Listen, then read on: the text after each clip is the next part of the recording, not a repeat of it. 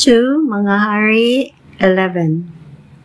Sa pagkakita ni Atalia nga inahan ni Ahasias, nga patay na si Ahasias nga iyang anak, gipamatay niya ang tanang sakop sa harianong banay.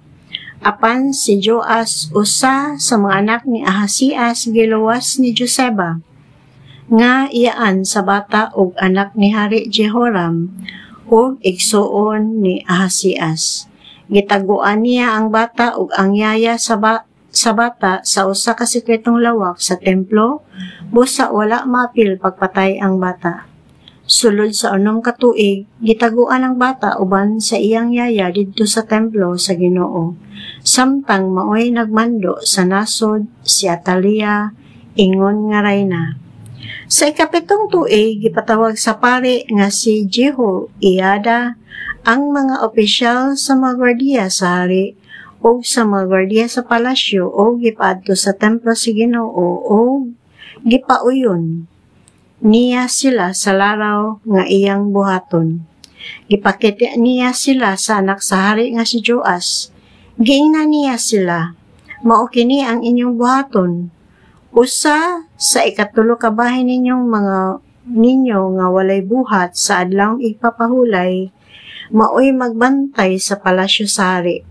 Ang laing 13 ka bahin anha magbantay sa ganghaan sa sur, ug ang laing 13 ka bahin ninyo anha sa ganghaan luyo sa mga gwardiya. Ang duha ninyo kapundok nga walay buhat sa adlawng igpapahulay, maoy magbantay sa templo sa Ginoo aron pagpanalipod sa hari. Patyan ninyo si bisan kinsa nga moduol, ubanin ninyo ang hari bisag asa siya. Gibuhat sa mga opisyal ang gisugo ni Jehoiada o nagdala ang tagsa-tagsa kanila sa ilang mga tawo nga walay buhat sa adlawng igpapahulay o miadto sila kang Jehoiada. Gihatag ni Jehoiada ngadto sa mga opisyal ang mga bangkaw ug mga taming ni Hari David nga didto tipigi sa templo sa Ginoo. Unya, gipahiluna niya ang mga gwardiya libot sa silagang bahin sa templo. Unya, gidala niya sa gawas ang anak sa hari o gikoronahan o gihatagag kopya sa mga balaod bahin sa paghari. Unya, si Joas gidihugan o gipaila nga hari. Tapos niini na makpak sila og miingon, mabuhi ang hari. Sa pagkabati ni Atalia sa kabanha sa mga gwardiya o sa mga tawo, misulod siya sa templo.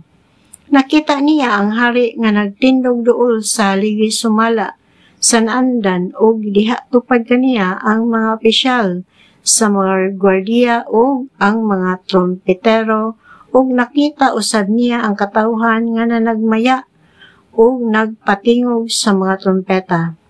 Gigisi niya ang iyang bisti og misinggit, mabudhion, mabudhion. Gimanduan ni Jehoiada ang mga opisyal sa kasundaluhan. Dad-an ninyo siya sa gawas o patya si bisang kinsa nga muluwas kaniya. Kay dili man gusto si Jehoiada nga patyon siya diha sa sulod sa templo. Busa gidakop nila siya o gidala agi sa pultahan nga ginganlag pultahan sa mga kabayo o gidala sa palasyo sa hari o didto gipatay siya. Unya, gihimo ni Jehoiada ang usa kasabutan tali sa Ginoo o kang Hari Joas o sa katawhan nga sila mauna ang katawhan sa Ginoo. May kasabutan usab nga gihimo tali sa hari o sa mga tawo. Unya, ang tanang mga tawo miadto sa templo ni Baal ug ila kining giguba. Gidugmok nila ang iyang halaran ug mga larawan ug gipatay nila si Matan ang pari ni Baal at tubangan sa mga halaran. Ang pari nga si Jehoiada nagbutang og gwardiya diha sa templo sa Ginoo.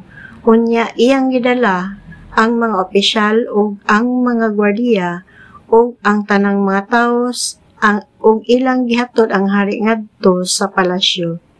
Didto sila agi sa gangaan sa mga gwardiya ug milingkod siya sa trono.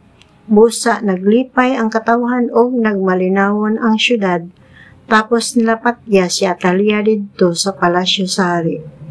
7 ka tuig ang panuigon ni Joas sa pagsugod niyang hari sa Juda.